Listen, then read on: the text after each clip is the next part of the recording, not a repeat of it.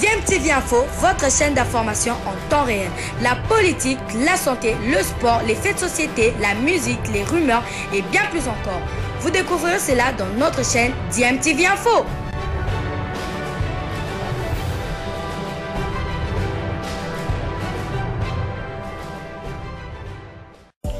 Vous êtes sur DMTV, bonjour ou bonsoir, tout dépend de l'heure à laquelle vous nous suivez. Tout plaisir est pour nous de vous retrouver, mais surtout de savoir que vous êtes nombreux en train de suivre votre chaîne YouTube DMTV. DMTV qui vous propose l'actualité, vous propose également des analyses et des réflexions sur des sujets d'actualité, sur des faits sociaux, tout simplement sur des réalités que nous observons ici chez nous en République démocratique du Congo. Le public touchois retrouve le derby TP Mazembe FC Saint-Éloi Lupopo. Ces deux équipes vont pouvoir s'affronter pour une deuxième fois cette saison en championnat.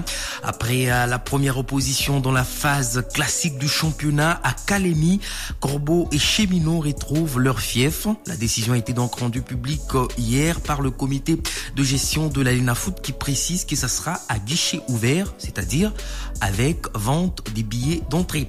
Une nouvelle bien accueillie par les sportifs louchois. Maintenant, il faudrait tout mettre en œuvre pour réussir l'organisation de cette rencontre, surtout sur le plan sécuritaire, estime notre confrère Dieudonné Batotela de Nyota Télévision. Il intervient depuis Lubumbashi. C'est une très bonne nouvelle pour les fanatiques de Lupopo et de Mazembe parce que ils vont revoir leurs équipes se produire. Ils vont retrouver justement cette adversité, cette ambiance de derby parce que la dernière saison, ils ont vu ces matchs de loin et à un moment donné, on s'est dit que ça a perdu sa saveur. La nouvelle a été accueillie avec enthousiasme justement dans les chefs des fanatiques des deux équipes. Maintenant, c'est un vrai test, cher Genovic, un test sur le plan organisationnel, la capacité justement pour les organisateurs non seulement à unir les deux équipes, à rendre ces matchs un peu plus festifs, mais c'est aussi un test de la part de services de sécurité qui doivent être capables aussi, de maintenir la sécurité autour de ces matchs. Lupopo et Mazembe, ce ne sont pas des ennemis à proprement parler, ce ne sont que des adversaires. Et donc il faut réunir les deux équipes, il faut réunir leurs fanatiques et surtout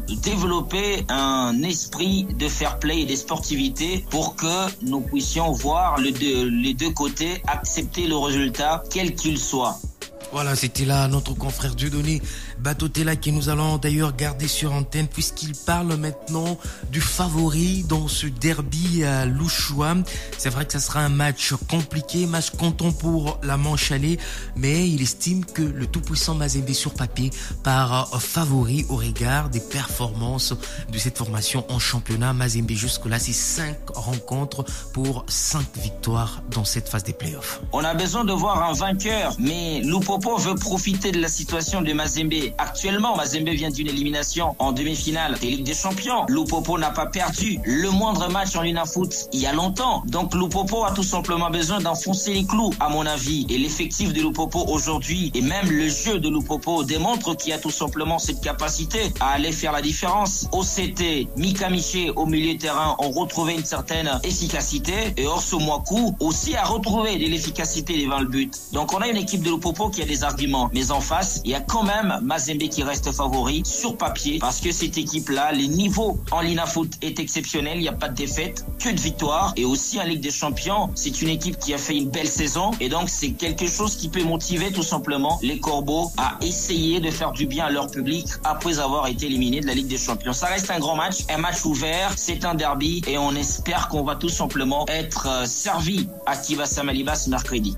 Et Top Congo FM va également vous servir ce mercredi puisque ce match va donc passer en direct. Match à suivre à partir de 14h30 heure de Kinshasa. Il sera 15h30 à Lubumbashi. Ça sera un duplex parce qu'au même moment à Goma, au stade de l'Unité, l'AS Dauphin Noir qui est dernier au classement recevra l'AS V Club de Kinshasa qui s'est donc relancé dans ses playoffs après sa victoire 2-0 devant Don Bosco. C'était le dimanche dernier.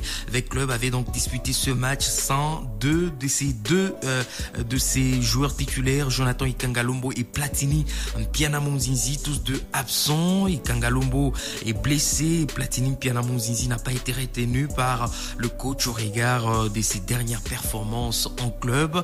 À sa place, Abdeslam Ouadou avait donc titularisé Kika Bouchikira.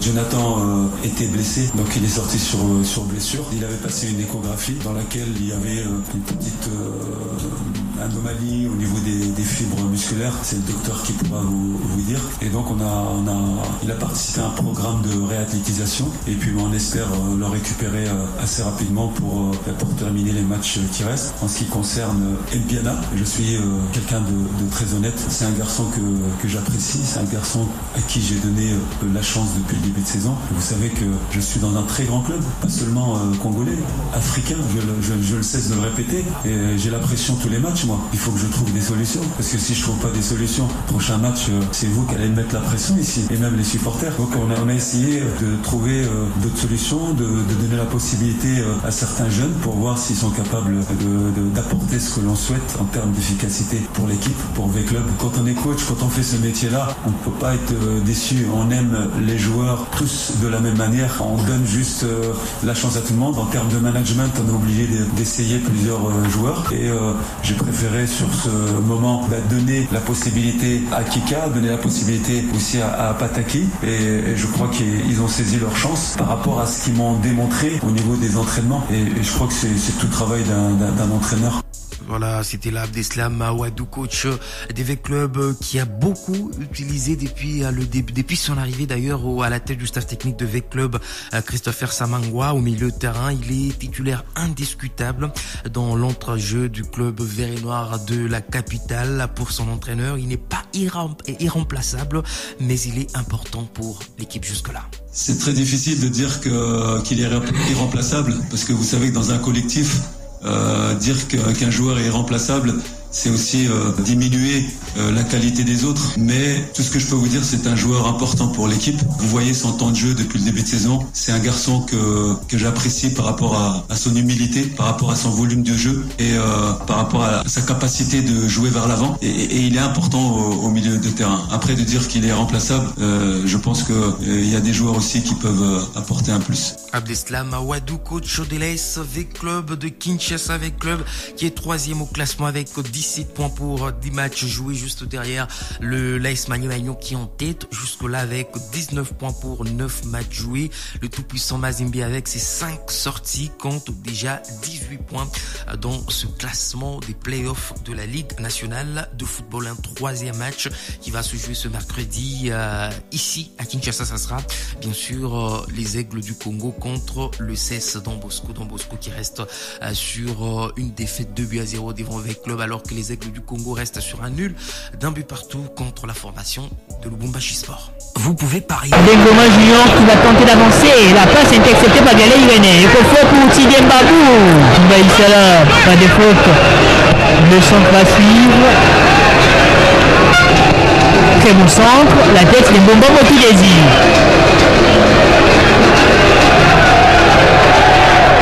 Et Nimpandu. Pandu face à Junior Lombangui. La passe d'Impandu à Kika Bouchikira qui frappe. Et la montée dangereuse. Une impulsion si intéressante pour les Salésiens. Moussoné qui frappe. Rien de spécial à la conclusion parce que c'est Farid Redoro qui relance et Dora Pataki tombe la Tumbola. Junior Ngoma avec Bakoulou, très bien fait de la part de Bakoulou, l'arbitre laisse l'avantage, il faut trouver Kika, non, Pandu qui continue, et voilà, quand les talents s'expriment avec beaucoup de précision, c'est un génie Elim Pandu, le catalyseur pour mettre par terre le cercle sportif Don Bosco.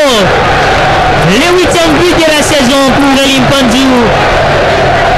8e but, 8 passes décisives pour le catalyseur Panzueli.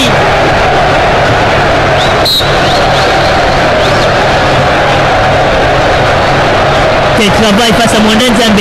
Et vient juste piquer la balle. Moi j'allais donner la passe à Kika, mais Elie Panzu est un génie, il a bien géré et ensuite supprimé Mwanda Nzambe. Donc il vient totalement d'invalider toute la belle prestation de Mwanda Nzambe avec ses dribbles pour inscrire ce but. Toute la belle prestation de Mwanda Nzambe pour Simbi. Avec Elie Panzu. Elie Panzu. C'est donc terminé ici au stade de Martyrs.